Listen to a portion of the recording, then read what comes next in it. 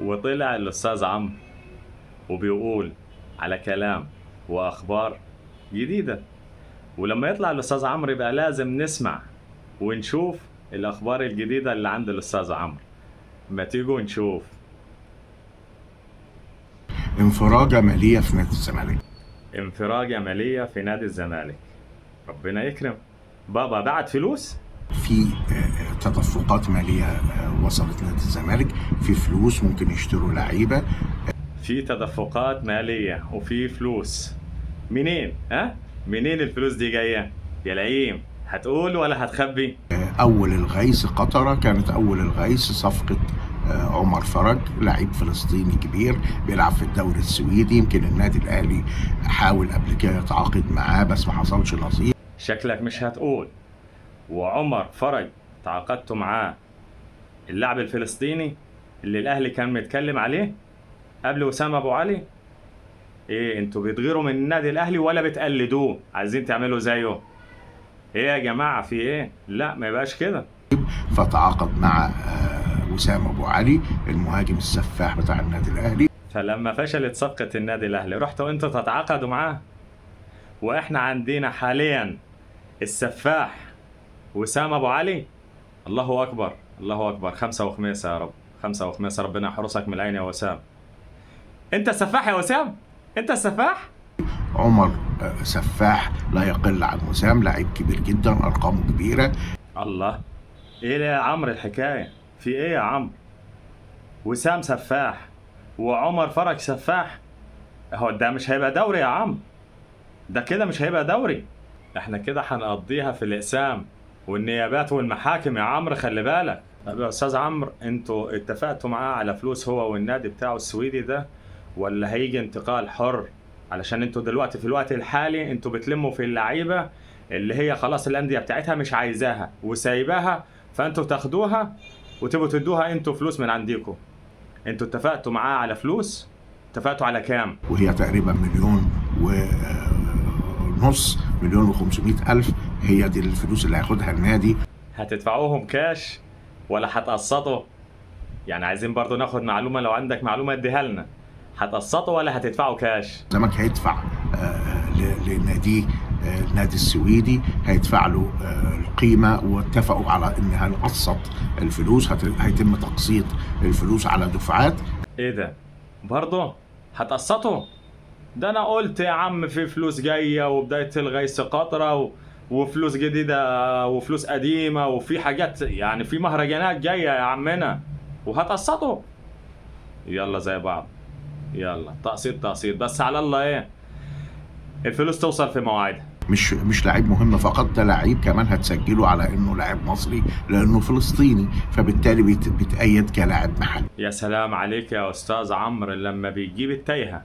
اهي دي معلومة كانت غايبة عن الجمهور وعني انا بالذات، ان اللاعب الفلسطيني هيتأيد على انه لاعب مصري. اهي دي معلومة تستاهل عليها طبق كشري من عند ابو طارق وتحلي ببليلة بعدها على طول. فبالتالي هي صفقة مميزة وجيدة لنادي الزمالك. عمر هيلعب مع المنتخب الفلسطيني في التوقف الحالي. هيروح يلعب مع منتخب فلسطين، ربنا يرجعه بالسلامة، ويا ريت يرجع عليكم، ما يعملش زي اللي قبله اللي كان بيقول ان والده عيان فهو رايح لوالده. فهمني؟ افسر اكتر ولا كفايه كده؟ هيرجع بعدها على القاهرة للانضمام لنادي الزمالك. عمر وقع على عقوده الكتروني. يا استاذ عمرو قول ان شاء الله ان هو يخلص مع المنتخب ويرجع على القاهرة. بس قول لي يا استاذ عمرو، هو مضى الكترونيا؟ وانا اللي كنت مفكره ان في حد من نادي الزمالك راح مضاه وبخط ايده وقع، طلع مضى الكترونيا. عمر فرج في نادي الزمالك، خلاص مهاجم في نادي الزمالك. يا استاذ عمرو قول ان شاء الله، خلي ربنا يسهلها مع نادي الزمالك، يمكن تمشي معاها الفترة اللي جاية وما تبقاش سنظل اوفياء. خليها تمشي وقول ان شاء الله. في اخبار جديدة عن نادي الزمالك او في صفقات جديدة يا استاذ عمرو ممكن تقول لنا عليها لو سمحت؟ يعني لو في اخبار قول لنا عليها اذا تكرمت يعني. وكمان نادي الزمالك مش هيكتفي بكده بس. ايوه قول بقى، قول اتحفني. قول وسمعني واشجيني. قول يا استاذ عمرو. نادي الزمالك هيجيب صفقة تاني مهاجم خطير جدا. ايوه. مهاجم تاني جديد. البلية لعبت والفلوس بتلعب اهي، وهتجيبوا مهاجم تاني جديد. يمكن اللي هيصرف على الصفقة دي وهيدفع فلوس الصفقة المهاجم الافريقي اللي جاي، وهيكون مهاجم محترف كبير. الصفقة دي هيدفعها الاستاذ هاني بيرزي على نفقته الخاصة. طيب كويس والله ان انتوا لقيتوا في حد هيمولكم. يشكر الاستاذ هاني بيرزي على الواجب اللي بيعمله معاكم. كمان هيكون في جناح ايسر اجنبي. لا ده كده ظابط بقى. مفيش رمانة، مفيش زور، مفيش رقبة، يعني الحاجات دي اللي هي بتبقى في الفرخة. وهيكون في جناح ايسر مصري. جناح ايسر تاني مصري؟ الله، امال الجناح اليمين هيقع منكم يا جماعة. الحقوه بأي حاجة. الله، كله شمال شمال مفيش يمين. وهيكون في مدافع وفي لاعب خط نص. وهتجيبوا مدافع وخط نص؟ لا ده كده البلية لعبت معاكم جامد. ده في كده برادس كتير يا جماعة. لا ده كده كلام عالي. الزمالك هيدعم صفوفه بشكل جيد، لان هو عينه او مجلس الاداره عينه على تحقيق بطولات في الموسم الجديد. هيحقق بطولات ولا سنظل اوفياء؟ يا خوف يا بدران. عشان تحقق بطولات لازم تكون عندك لعيبه على مستوى عالي. طبعا لازم هقول لك انا استاذ عمرو، تعال هقول لك. طبعا حضراتكم عندكم بطولات كتيره، عندكم بتاع 9 بطولات هتدخلوا فيها، فلازم يبقى المستوى بتاع اللعيبه اللي هتجيبوها عالي. القماشه عندك كانت مش قد كده في الموسم اللي فات. القماشه ما كانتش قد كده. طب يا جماعه ما تغيروا الراجل اللي انتوا بتجيبوا منه القماش، او غيروا الترز اللي انتوا بتفصلوا عنده. مش هينفع جمهور نادي الزمالك مش هيصبر على مجلس الاداره بالشكل ده. يا استاذ عمرو، جمهور نادي الزمالك من 2004 وهو صابر على مقولة الزمالك سيعود والزمالك قادم. انت ممكن تصبرهم كمان شوية بحاجة، يعني ممكن تجيب لهم كمالة من كشري ابو طارق، او تجيب لهم شوية بليلة يتسلوا فيها لغاية ما يتصبروا بالزمالك اللي جاي. جمهور نادي الزمالك نادي كبير، نادي بطولات، ما ينفعش ما يوصلش الى منصات التتويج. على يدي انا عارف نادي الزمالك مفيش، لازم يوصل للبطولة ولازم يوصل للنهاية بتاعها ولازم يوصل للمنصة بتاعتها، لازم يوصل للمنصة، بس يوصلها من فوق او يوصلها من تحت، المهم ان هو لازم يوصل للبطولة. نادي الزمالك طالما موجود يبقى لازم يوصل منصات التتويج. نادي الزمالك في اي بطولة بيشارك فيها لازم يكون منافس ومنافس قوي وبيلعب على البطولة دي. لازم بينافس على البطولة ولازم يحصل على البطولة. طب احلف كده، احلف يا استاذ عمرو وانا هصدقك. احلف كده، لو حلفت انا هصدقك.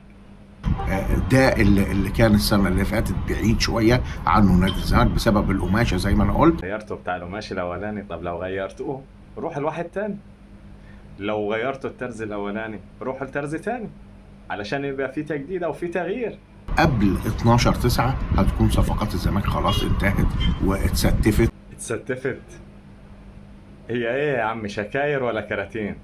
ده انت فعلا كلامك كلام كراتين فعلا. وده هيتطلب ان في بعض اللعيبه اللي موجوده حاليا في قائمه الزمالك مش هتكون موجوده، وفي بعض المحترفين.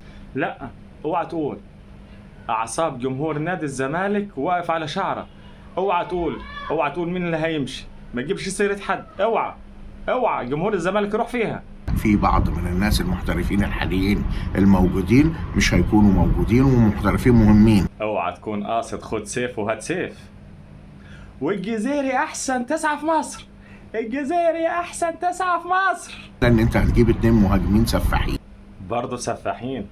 يبقى كده جمهور نادي الزمالك لما حب يتفرج على مباراة لنادي الزمالك هيحضرها لكم فين؟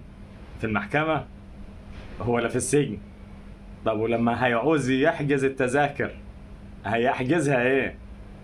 يا راجل سفاحين ايه؟ يا راجل اتكلم كلام كورة.